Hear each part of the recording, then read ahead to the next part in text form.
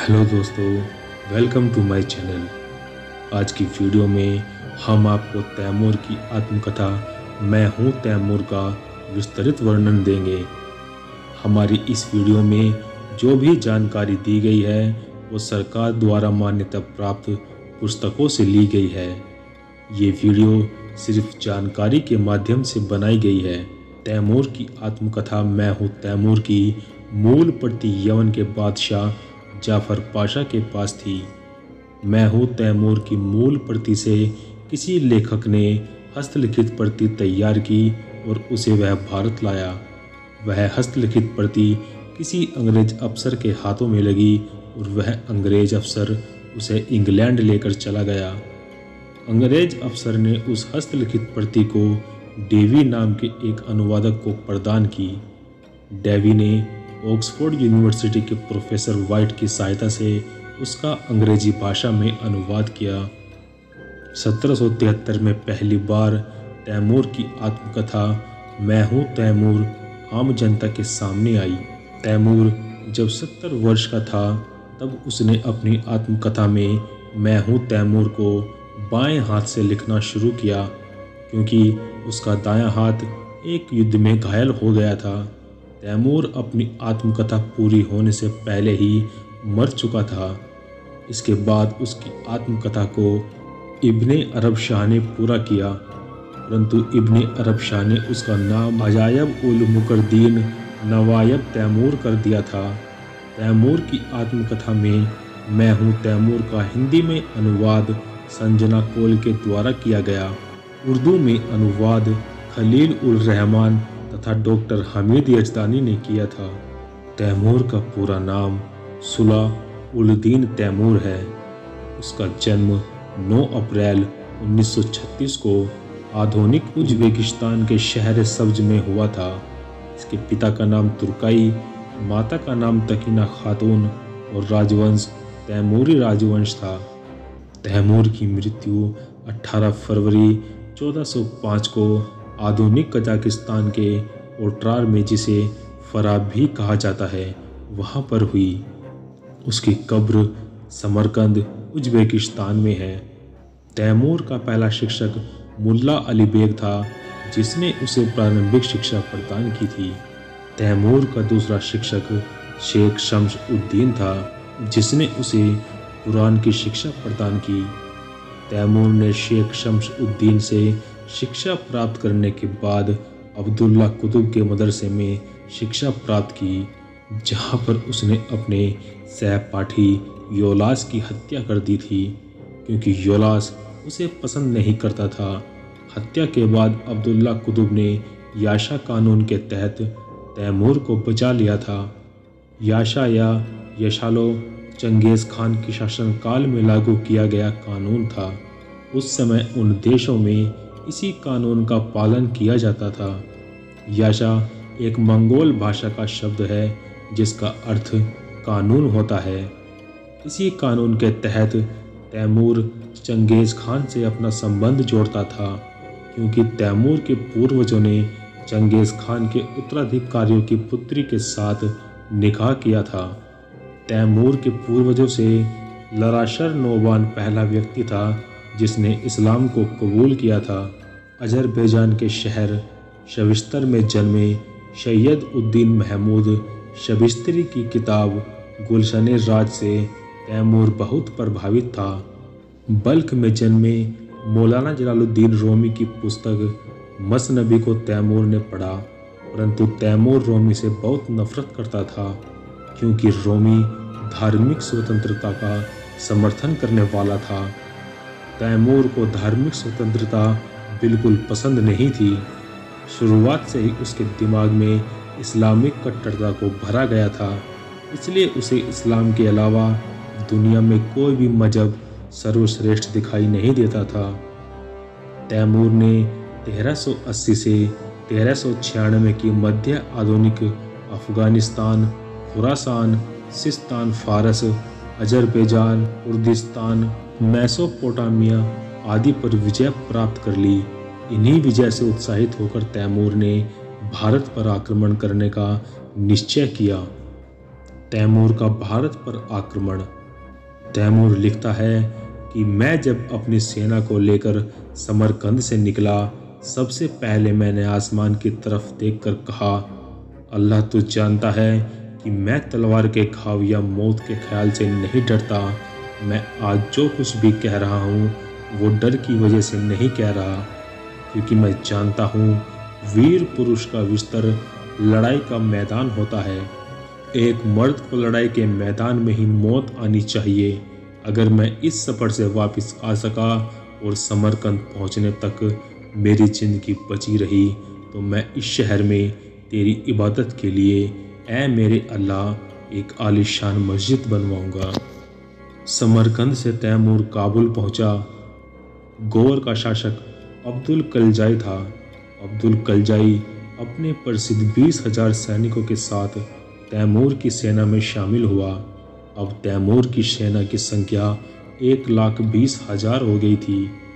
तैमूर काबुल से अपनी सेना को लेकर कंधार की तरफ निकलने वाला ही था, परंतु उससे पहले कंधार का शासक स्वयं तैमूर के पास पहुंच गया। कंधार के शासक ने तैमूर का स्वागत किया। तैमूर ने उससे पूछा, क्या हिंदुस्तान जाने के लिए खैबर के दर्रे से ही जाना पड़ेगा या कोई और रास्ता भी है? इस पर कंधार के शासक ने कहा, नहीं तैमूर, अगर यहाँ से कोई पंजाब जाना चाहे तो उसे खैबर का दर्रा जरूर पार करना पड़ता है। कंधार के शासक ने तैमूर को 12 मार्गदर्शक दिए जो तैमूर के साथ मुल्तान तक आए। तैमूर कंधार से खैबर के दर्रे को पार करके क्वेटा पहुंचा। उस समय क्वेटा शासक अब्दुल्ला वली उल मुल्क था। वली उल मुल्क ने तैमूर का स्वागत किया और पूछा, तू कहाँ जाना चाहता है? तेरा क्या करने का इरादा है? इस पर तैमूर ने जवाब दिया कि मैं हिंदुस्तान को जीतकर उसे अपने साम्राज्य का हिस्सा बनाना चाहता हूँ। वली उल मुल्क बोला, तू हिंदुस्तान को जीतने का ख्याल छोड़ दे। तैमूर ने कारण पूछा। वली उल मुल्क बोला, हिंदुस्तान में 2000 बादशाह है। अगर खुदा तुझे 100 साल की भी उम्र भी दे तब भी तू अपनी पूरी उम्र लड़ता रहे, तब भी तू पूरे हिंदुस्तान को नहीं जीत सकता। इस पर तैमूर ने कहा, तो फिर महमूद गजनबी ने पूरे हिंदुस्तान को कैसे जीत लिया था? वली उल मुल्क बोला, महमूद गजनबी ने हिंदुस्तान का सिर्फ एक कोना ही जीत पाया था। तुझे मालूम है कि हिंदुस्तान कितना विशाल देश है, कैसी कैसी जातियाँ वहाँ पर निवास करती है। हिंदुस्तान के एक कोने पर बेहद सर्दी पड़ती है तो दूसरे कोने पर बेहद गर्मी पड़ती है। हिंदुस्तान में एक कोने के लोग गाय को पवित्र मानते हैं और दूसरे कोने के लोग जिंदा आदमी को भी खा जाते हैं।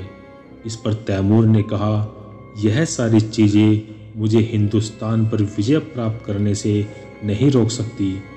मैं वो शासक हूँ जिसने आधी दुनिया को अपने अधीन कर लिया, और फिर हिंदुस्तान क्या चीज़ है? वली उल मुल्क ने कहा, मुझे तेरी बहादुरी पर शक नहीं है। मैंने तेरी बहादुरी के किस्से सुने हैं, परंतु तेरा हिंदुस्तान को जीतने का ख्वाब पूरा नहीं होगा। तू हिंदुस्तान के सारे बादशाहों पर विजय हासिल कर सकता है, परंतु वहाँ की महामारी पर विजय हासिल नहीं कर सकता। हिंदुस्तान की महामारी वहाँ के लोगों पर असर नहीं करती, परंतु दुश्मन सेनाओं को जिंदा नहीं छोड़ती। वली उल मुल्क की बातें सुनकर तैमूर जोर से हंस पड़ा और बोला, अगर तू उम्र में मुझसे बड़ा नहीं होता तो मैं तेरा आदर नहीं करता। मुझे लगता है तेरी मत मारी गई है। क्वेटा से तैमूर मुल्तान पहुंचा। उस समय मुल्तान का राजा पंसन जंग था। पंसन जंग हिंदू राजा था, परंतु उसने तैमूर की अधीनता स्वीकार कर ली। उस समय हिंदुस्तान की सीमा मुल्तान से ही शुरू होती थी। तैमूर ने पंसन जंग से दिल्ली के बारे में पूछा। पंसन जंग को दिल्ली के बारे में मालूम था। उसने सब कुछ तैमूर को बता दिया। अभी दिल्ली का सुल्तान मल्लू इकबाल है। दिल्ली का वास्तविक सुल्तान महमूद खिलजी था, परंतु मल्लू इकबाल ने जबरदस्ती दिल्ली की सत्ता पर कब्जा कर लिया। महमूद खिलजी को जेल में डाल दिया। मल्लू इकबाल के पास 2000 हाथी है, परंतु सेना के बारे में मुझे जानकारी नहीं है। तैमूर ने पूछा कि हम दिल्ली कैसे पहुंच सकते हैं। इस पर पंसन जंग ने जवाब दिया कि दिल्ली पहुंचने से पहले तुम्हें मेरठ, लोनी और जुम्बा के किलों पर विजय प्राप्त करनी पड़ेगी। बिना इन किलों पर विजय प्राप्त करे तुम दिल्ली तक नहीं पहुंच सकते। तैमूर ने पंसन जंग से फिर कहा, क्या तुम कुछ ऐसे विश्वासपात्र मार्गदर्शक मेरे साथ भेज सकते हो जो मुझे दिल्ली तक पहुंचा सके। पंसन जंग ने अपने 4 विश्वासपात्र मार्गदर्शकों को तैमूर के साथ दिल्ली भेज दिया। तैमूर ने मुल्तान से दिल्ली के लिए प्रस्थान किया, परंतु उससे पहले उसने सुबह की नमाज पढ़ी। नमाज पढ़ने के दौरान उसे ढोल और बांसुरी की आवाज़ सुनाई दी। तंबू से बाहर निकलकर देखा तो पास वाली बस्ती के लोग नहर की तरफ जनाजा लेकर जा रहे थे।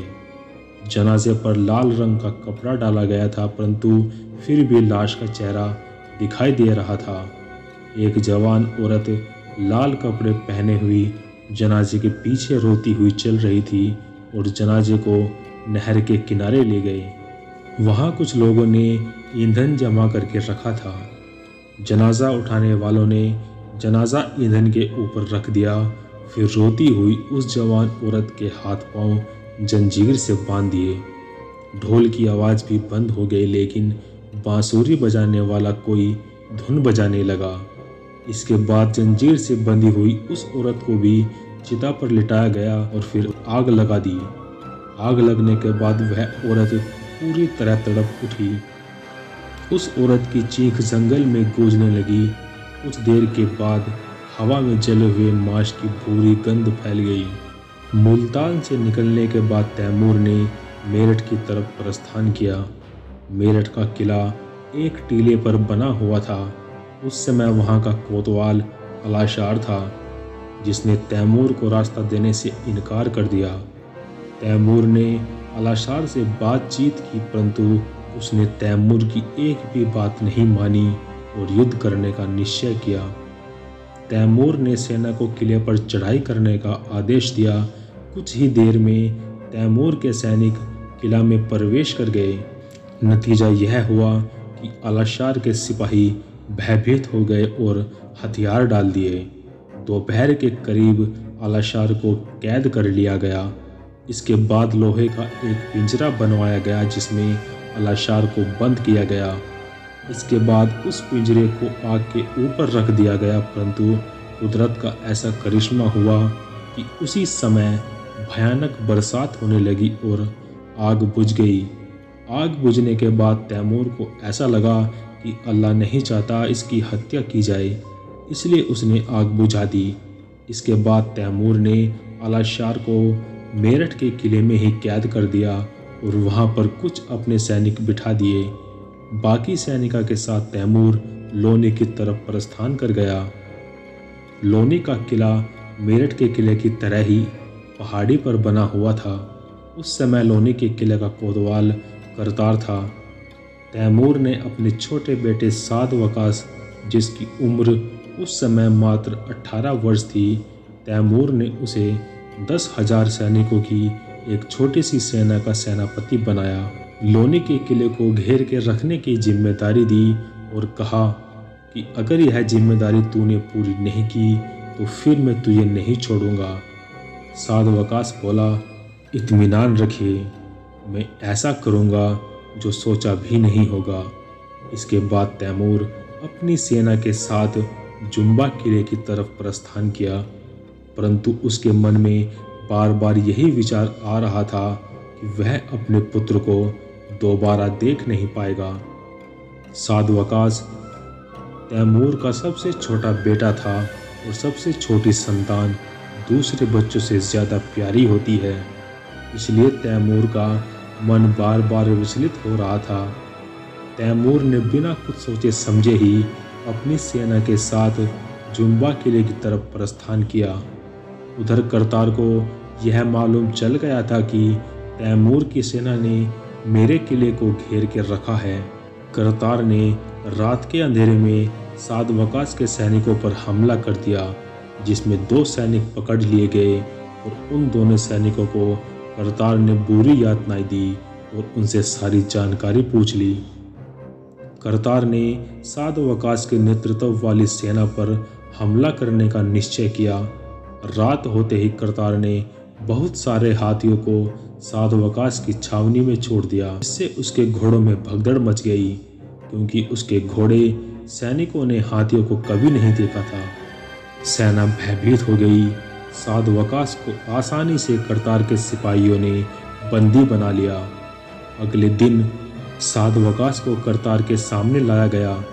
करतार ने साद वकास से कहा, तू अपने बाप तैमूर को चिट्ठी लिख। उस चिट्ठी में उससे कह दे कि अपनी सेना लेकर इस देश से निकल जाए, वरना साद वकास की हत्या कर दी जाएगी। साद वकास बोला कि मेरा बाप ऐसा नहीं है जो अपने बेटे की जान बचाने के लिए अपनी सेना हिंदुस्तान से निकाल के ले जाए। करतार बोला, तो ठीक है, मैं तेरे बाप को बेटे के मातम में बिठा दूंगा। साद वकास बोला, करतार मुझे मत मार। करतार बोला, मुझे किसी भी तरह तेरी हत्या करनी है ताकि मैं उन लोगों का बदला ले सकूं जिनकी हत्या तेरे बाप ने मेरठ के किले में की है। इसके बाद साद वकास ने अपनी गर्दन सीधी करके कहा, तो ठीक है, मेरा सर तन से जुदा कर दे।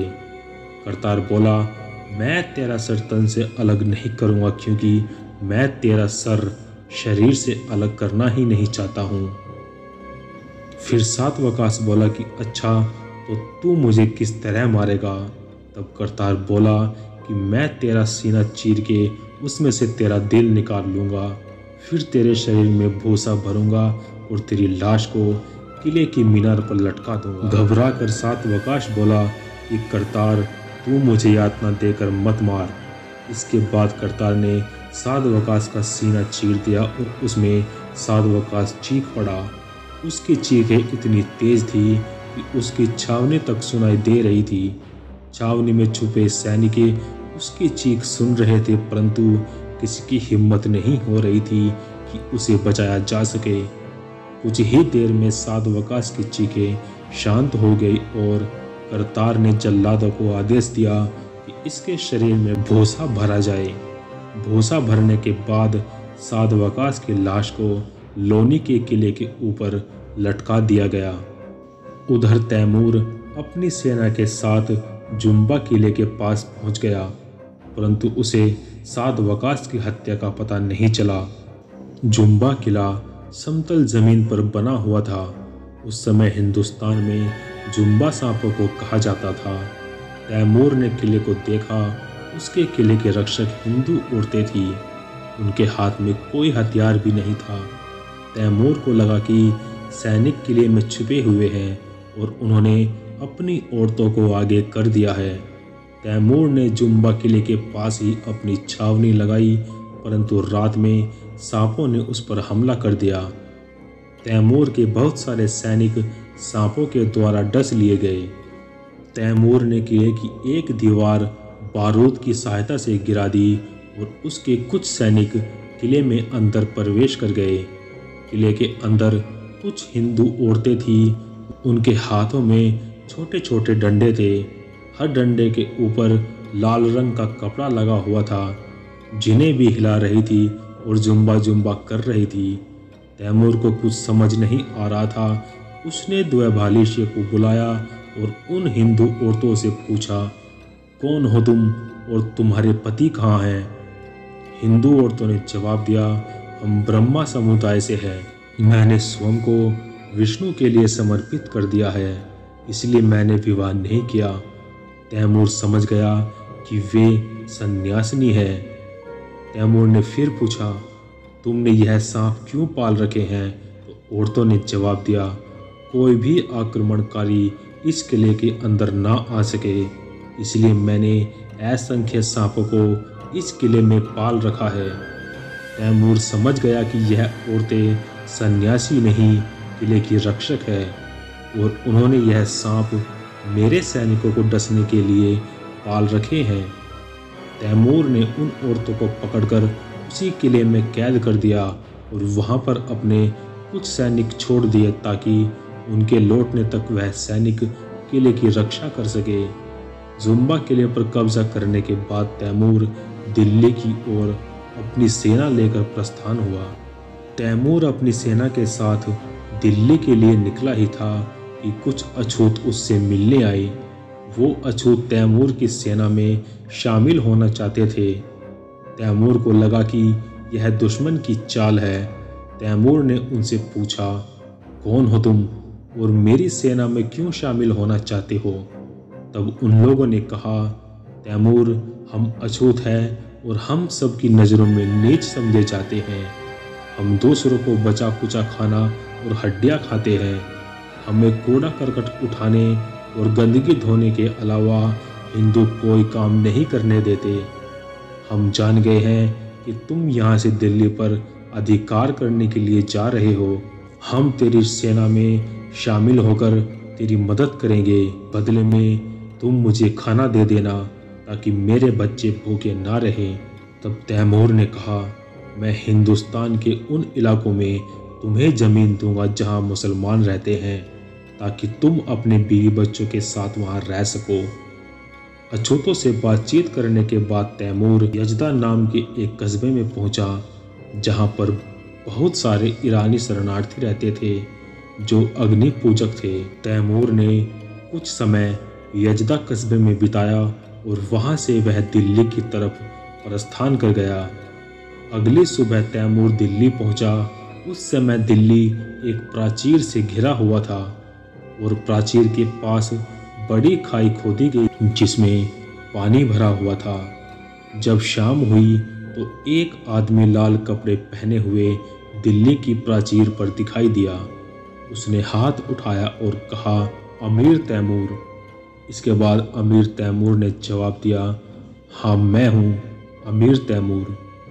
उसने फिर कहा, तू क्या करना चाहता है?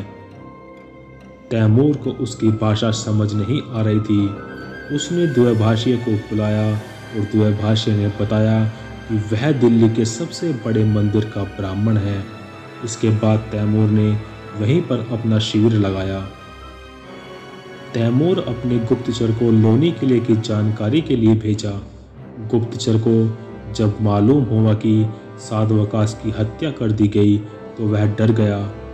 वापस तैमूर के पास आया और कुछ नहीं बोला। तैमूर ने कहा, डरो मत, जो तुझे मालूम है मुझे बता दे। गुप्तचर ने बताया कि कोतवाल करतार ने तेरी बेटे की हत्या कर दी। इसके बाद तैमूर ने दिल्ली की प्राचीर को बारूद से तहस नहस कर दिया।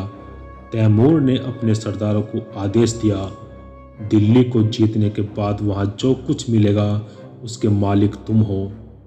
जो जवान सामने आए उसने अपना गुलाम बना लो।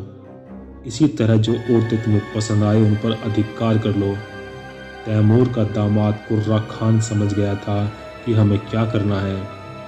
इसके बाद दिल्ली की प्राचीर पर ब्राह्मण फिर से दिखाई दिया और तैमूर से बोला, अगर दिल्ली पर हमला किया तो तेरी उम्र घट जाएगी और तू जल्द ही किसी मुसीबत में पड़ जाएगा। तब तैमूर ने जवाब दिया, मैं दुश्मन से डरने वाला नहीं हूँ, मौत सिर्फ एक बार आती है। इसके बाद तैमूर ने अपना युद्ध वेश पहना, सर पर टोप रखा और एक हाथ में तलवार और दूसरे हाथ में कुल्हाड़ी ली और घोड़े पर सवार हो गया। सैनिकों से कहा कि चलो आगे बढ़ो। इसके बाद कुछ हिंदू सैनिकों ने तैमूर का रास्ता रोका। तैमूर उन सिपाहियों के बीच में कूद गया और दोनों हाथों से उन हिंदू सैनिकों पर वार करने लगा। तैमूर ने उन सभी सैनिकों को मार डाला और शहर में प्रवेश कर गया। तैमूर के पीछे उसका दामाद कुर्रा खान बहुत सारे सैनिकों के साथ दिल्ली शहर में प्रवेश कर गया। जैसे ही शहर के लोगों को इसकी सूचना हुई तो लोग चीखने पुकारने लगे, औरतें विलाप करने लगी, बच्चे रोने लगे और हिंदू सैनिकों के तेज आवाज़ वाले शोर ने ऐसा हंगामा किया कि उसका वर्णन तैमूर ने अपनी आत्मकथा में नहीं कर पाया। तैमूर अपनी सेना के साथ आगे बढ़ता गया। कुछ ही देर में तैमूर का पूरा शरीर खून से लथपथ हो गया। उसने अपने आसपास अपने विश्वास पात्र सैनिकों को पाया और जोर से बोला, तुम आज पवित्रता के सबसे ऊंचे स्थान पर पहुंच गए हो, क्योंकि तुमने रक्त से स्नान किया है। किसी भी शूरवीर के लिए रक्त से स्नान करना बहुत ही सौभाग्य की बात होती है। तैमूर ने जब अपने हाथों की तरफ देखा तो उसके दोनों हाथ बुरी तरह घायल हो चुके थे। पैरों से खून निकल रहा था। तैमूर ने लड़ाई की कमान अपने दामाद कुर्रा खान को सौंप दी। कुछ समय बाद तैमूर बेहोश हो गया। जब उसकी आंखें खुली तो उसने स्वयं को शल्य चिकित्सक में पाया। कुर्रा खान ने दिल्ली शहर के अनेक हिस्सों को आग के हवाले कर दिया ताकि हिंदू सैनिक अपने परिवार को बचाने के लिए निकल जाए और तैमूर के सैनिक आसानी से किले पर अधिकार कर ले। कुर्रा खान का यह तरीका काम कर गया और उसने आसानी से दिल्ली के किले पर अधिकार कर लिया। घायल अवस्था में तैमूर ने कुर्रा खान को आदेश दिया कि जब तक मल्लू इकबाल और महमूद खिलजी बंदी ना बन जाए तब तक शहर से किसी को भागने न दिया जाए। उनकी गिरफ्तारी के बाद बूढ़े आदमियों, बच्चों और औरतों को शहर से जाने दिया जाए, मगर जवान मर्दों और औरतों को बाहर जाने से रोक दिया जाए, क्योंकि उन्हें गुलाम बनाया जाएगा। कुछ ही समय बाद कुर्रा खान ने मल्लू इकबाल और महमूद खिलजी को बंदी बना लिया, जिसके बाद तैमूर के लिए सख्त लगाया गया और उसे उस पर लेटाकर मल्लू इकबाल के महल में लाया गया। तैमूर इस युद्ध में इतना घायल हो गया था कि खड़ा भी नहीं हो पा रहा था। तैमूर 3 दिन तक मल्लू इकबाल के महल में ही रहा, क्योंकि दिल्ली के वातावरण में इतना धुआं छा गया था कि बाहर निकलना भी मुश्किल हो गया था। कुछ समय बाद कुर्रा खान दौड़ता हुआ आया और बोला कि तेरे सैनिकों को उल्टी और दस्त हो रहे हैं। हकीम से पूछा तो वह कह रहा था कि कोई महामारी है और इसका इलाज संभव नहीं है। उस समय तैमूर को क्वेटा के सुल्तान अब्दुल्ला वली उल मुल्क की याद आई। उसने कहा था कि तू दिल्ली को जीत तो सकता है, परंतु वहाँ की महामारी रोक नहीं सकता। महामारी का नतीजा देखकर कुर्रा खान बोला, अगर यहाँ रुका तो तेरे सारे सैनिक इस महामारी से मारे जाएंगे। अब इसके सिवा कोई और रास्ता नहीं है, हम दिल्ली से निकल जाए। तैमूर के बहुत सारे सैनिक महामारी की चपेट में आ गए। तैमूर उन्हें छोड़कर जाना नहीं चाहता था, लेकिन इसके सिवा तैमूर के पास कोई दूसरा रास्ता नहीं था। तैमूर ने उस ब्राह्मण को बुलाया जो बार बार दिल्ली की प्राचीर पर आकर तैमूर को डराता था।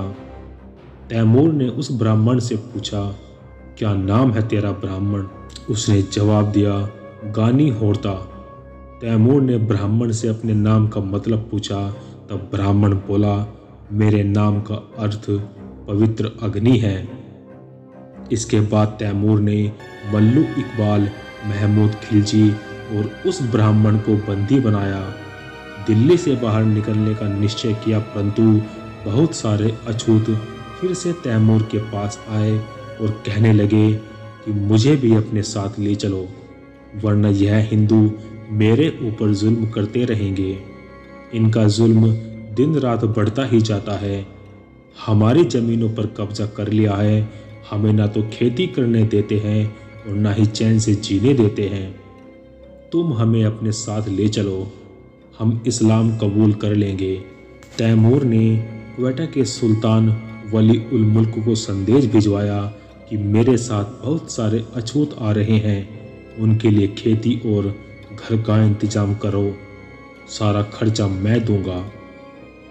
इसके बाद उन अछूत हिंदुओं को क्वेटा के सुल्तान वली उल मुल्क ने अपने यहाँ घर जमीन दी।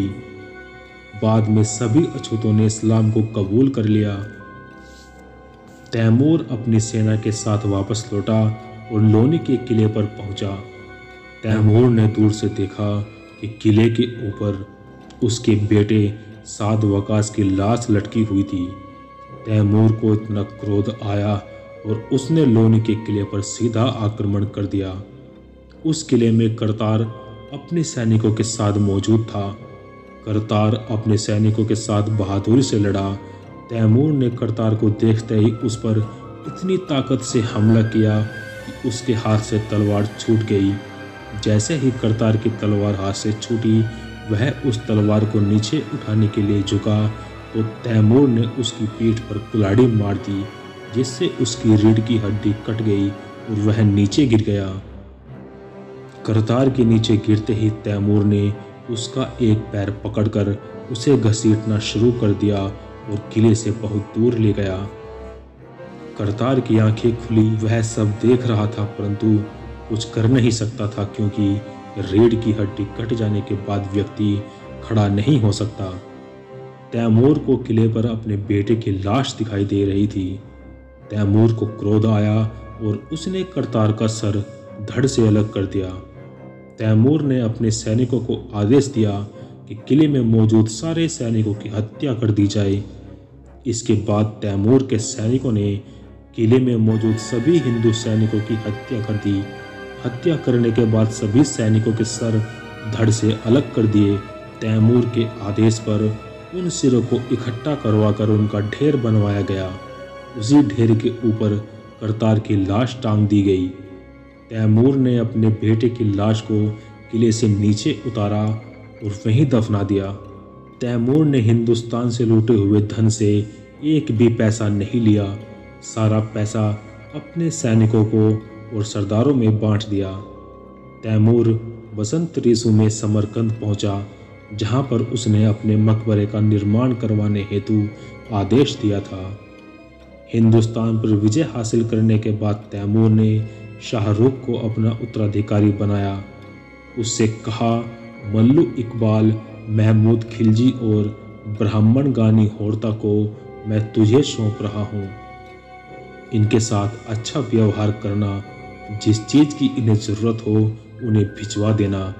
अगर तुझे ऐसा लगे कि वे शराब पीना चाहते हैं और सुंदर स्त्रियों के साथ आनंद उठाना चाहते हैं तो तू उन्हें रोकना मत, क्योंकि तेरा दुश्मन जितनी ज़्यादा शराब पिएगा और जितना सुंदर स्त्रियों के साथ वक्त बिताएगा उतना ही तेरे लिए फ़ायदेमंद रहेगा।